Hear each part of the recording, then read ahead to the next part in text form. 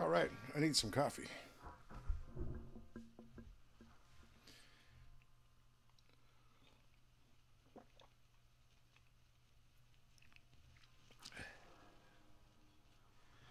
Now, I don't know exactly why I'm demoing this. I don't know if it's for consumer information, except to say that I've always been impressed with Ibanez. Now, I took a Sharpie, and can you see that?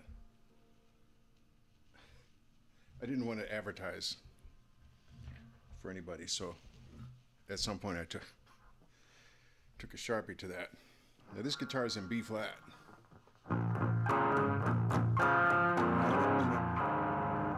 And it's old. I don't know if you saw it on that close-up, but I got this thing in 2000 for about 200 bucks. It is an RG. Oh, it's not a 120 like I was saying in the other video. It's a 160B.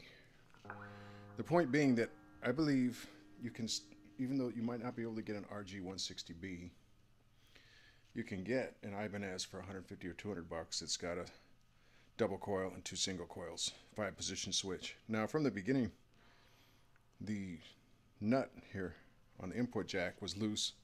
The wiring was loose, so there's been, problems with that. It's sort of jerry-rigged. I'm not a great solderer, but I did a little bit of soldering to get it to work. Well, what makes this guitar interesting is that, at least for me, is that it has been in, man, it must be 500 or 1,000 songs that I've recorded with this guitar. This is that guitar I was talking about in the gas video. The only guitar I had for about 15 years. I had another RG. I don't know if I made that clear in that video, but I only had that RG for a little bit of time. But for 15 years, this was my guitar.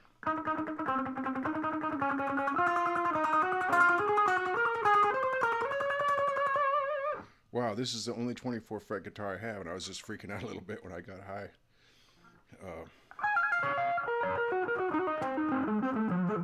On the fretboard, because there were 2 more frets and everything was out of orientation, man. Because I'm very oriented to patterns on the fretboard, and I love 24 frets because you get your full 2 octaves. It's marked out for you there. Listen to how this grabs the beat.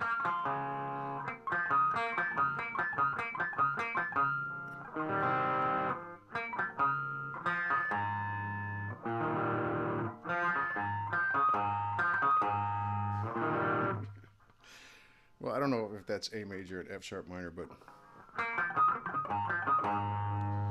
got some nice.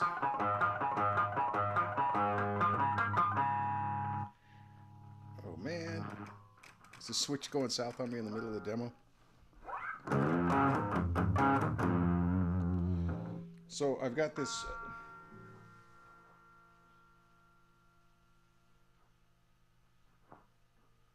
It doesn't even have a brand name on it. It just says JCM Sound. It has 1 knob for your level.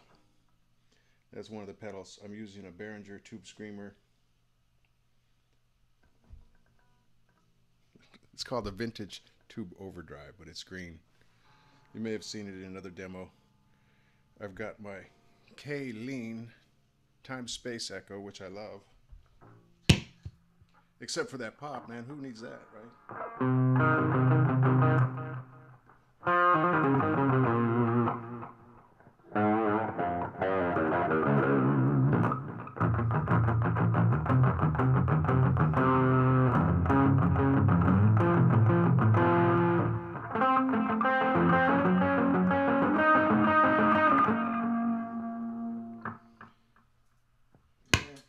That is just... What's up with that? I did love this pedal until I started hearing that. These pedals, man, I swear. You got to really go through them with a fine-tooth ear. And make yourself a silk purse out of a sow's ear with some of these pedals. Okay, so I love that time space echo as long as it's on all the time. I was not aware of that pop. So I used to play it. I have this song. It must be my biggest song.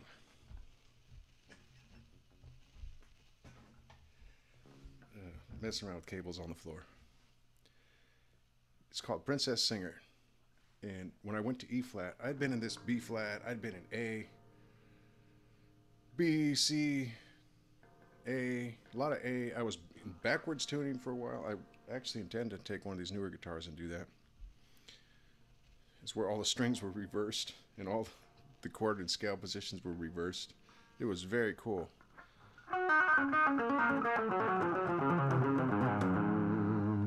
But I kind of settled on B flat. And so I played Princess Singer in the A position on a B flat guitar. So what's that? C, D, B flat, oh, C flat, C, D, E flat. I was playing it in E flat. Of course.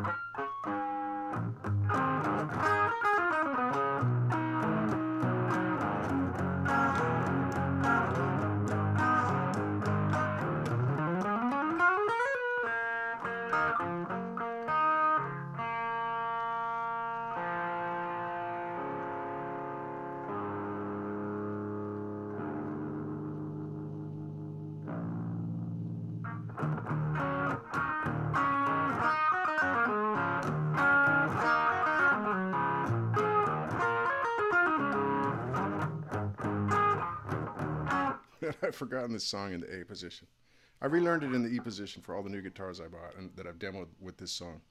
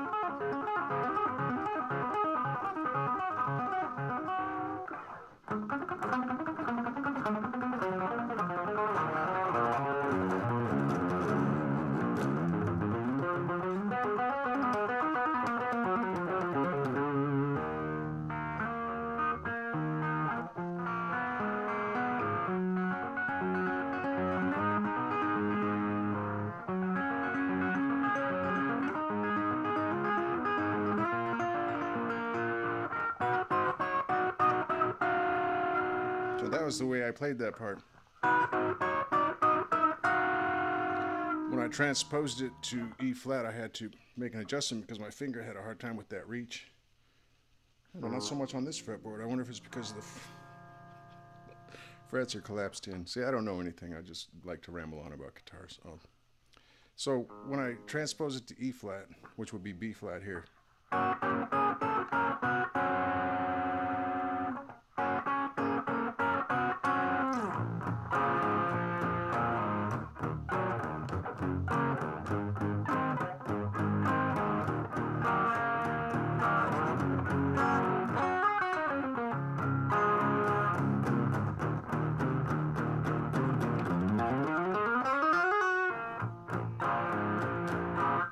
I had to change that. What the original was.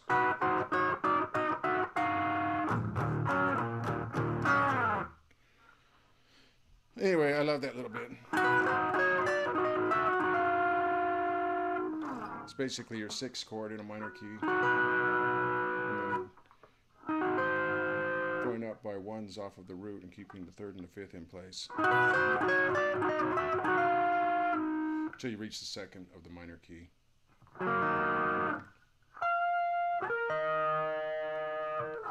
All right. anyway, I'm going through all these guitars, reviewing them, and I wanted to show you this one because I was talking yesterday about how much you can do with a limited budget. I didn't have any pedals. I had a Vox, one of those modeling amps. It was a 15 watt. I would practice out in the living room of my apartment. I didn't feel like I could bug the neighbors too much because, you know, in an apartment situation, if you crank up, then your neighbors can crank up. I really didn't want the blowback of the crank up edge coming through the walls. The walls are paper thin, so I would, you know, turn to a reasonable volume so as not to bother the neighbors. I loved the sound of the tube in that Vox, but it burned out. Anyway, I only recorded 1 or 2 songs with that amp while I was living there in that apartment.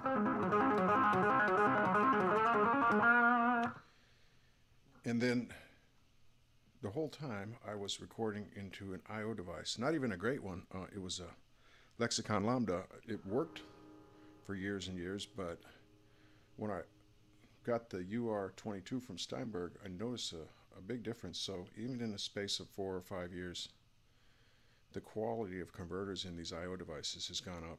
And I think I paid about $250 for that Lambda, and then the Steinberg UR22 was only $150. So this is a golden age as far as music equipment just continuing to go down in price. Anyway, this JCM pedal is pretty cool, isn't it?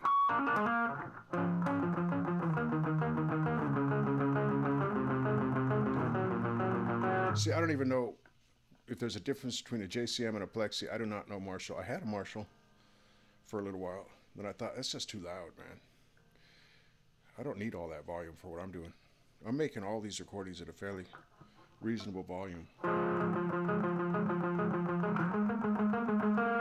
Now, someday I'd love to be able to crank all the way up, but I don't want to bother anybody in doing so. You know, I don't know why that is. I don't want to bug the neighbors. So if I do get a chance, I'd love to crank up sometime. Actually move air, you know. Anyway, all that aside, I recorded through this thing.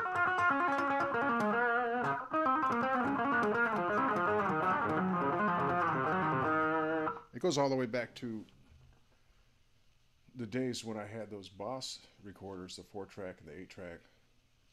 So the whole time, this was the instrument. I still have a couple minutes. I don't know if I want to turn this into a double review, seeing as how it's not relevant really to your musical journey, but I wanted to talk about it. It's again, just to give an example of what can be done with relatively inexpensive setup.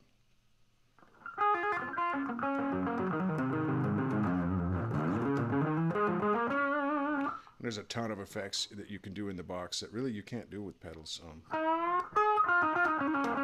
Or they're not easily achieved with pedals.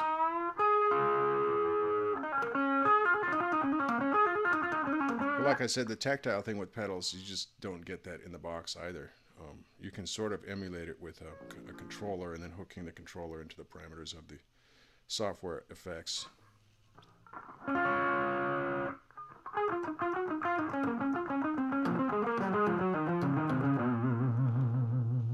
But I was looking at this guitar and thinking, you know, the frets are kind of getting worn down. Why don't I just get a new one? And be done with it. And I did, but I didn't realize where it would take me. Now I have a lot of guitars.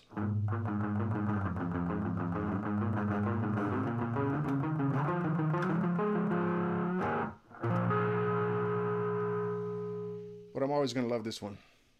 Yes, sirree. Man, some of you people would probably be ashamed of me the way I've taken or haven't taken care of this thing.